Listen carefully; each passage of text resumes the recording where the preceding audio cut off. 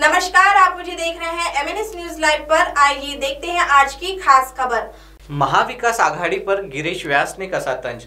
महाराष्ट्र में बनी 3 पहियों की महाविकास आघाड़ी सरकार इन दिनों कुछ डामाडोल होती दिखाई दे रही है। तीनों पार्टियों में मतभेद साफ तौर पर दिखाई देते हैं और रही सही कसर पार्टियों के नेता अपने अपने बयानों से पूरी कर ही देते हैं। अब भाजपा आमदार गिरीश व्यास ने आघाड़ी सरकार पर यह कहकर निशाना साधा है कि महाविकास आघाड़ी सरकार का कोई कॉमन एजेंडा नहीं है और ना ही आघाड़ी सरकार के पास दूरदृष्टि है। जिसको जैसा लगता है वो वैसे ही करता है। इसी के साथ आमदार गिरीश व्यास ने मुख्यमंत्री उद्धव ठाकरे पर निशाना साधते हुए कहा कि वो हमेशा महाराष्ट्र को मेरा महाराष्ट्र कहकर संबोधित करते हैं और महाराष्ट्र को आगे लेकर जाने की बात करते हैं। इस पर गिरीश व्यास कहते हैं कि पिछली भाजपा सरकार ने जो महाराष्ट्र खड़ा किया है उसे मत सुलाइए। आघाड़ी सरकार गलत सरकार है और प्रकाश आंबेडकर जो बोलते हैं वही सच है।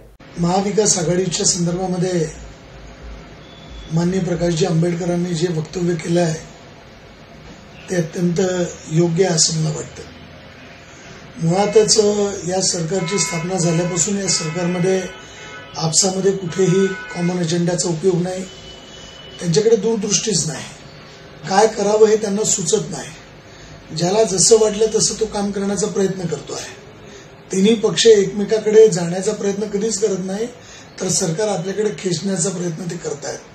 आणि त्यातून काल माननीय बाळासाहेब थोरात प्रदेशाचे काँग्रेसचे अध्यक्ष यांनी आपली भूमिका स्पष्ट केली।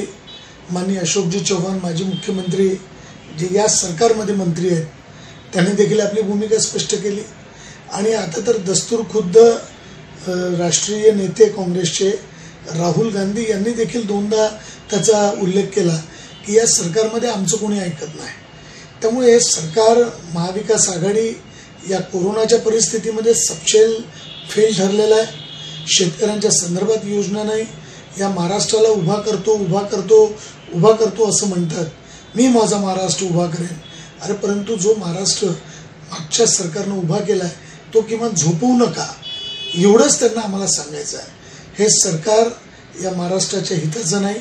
आणि काल परवा माननीय मुख्यमंत्री माजी देवेंद्र फडणवीस यांनी नकाशा दाखवला की यांनी खुद्द सीएमच्या कॅबिनमध्ये त्यांच्या मागच्या महाराष्ट्राचं चित्र नकाशा हाच उलटा लावला होता। त्यामुळे या सरकारला शेवटी या महाराष्ट्रावर करायचं काय आहे हेच देखील समजत नाही।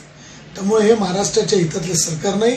हे जे प्रकाश आंबेडकरांनी म्हटलं हे निर्माणाचं सरकार नाही, हे बिघाडीचं सरकार आहे, हे आघाडीचं सरकार या महाराष्ट्राला कुठेही पुढे नेणार नाही, तर याला निश्चित रूपाने अधोगतीकडे नेईल।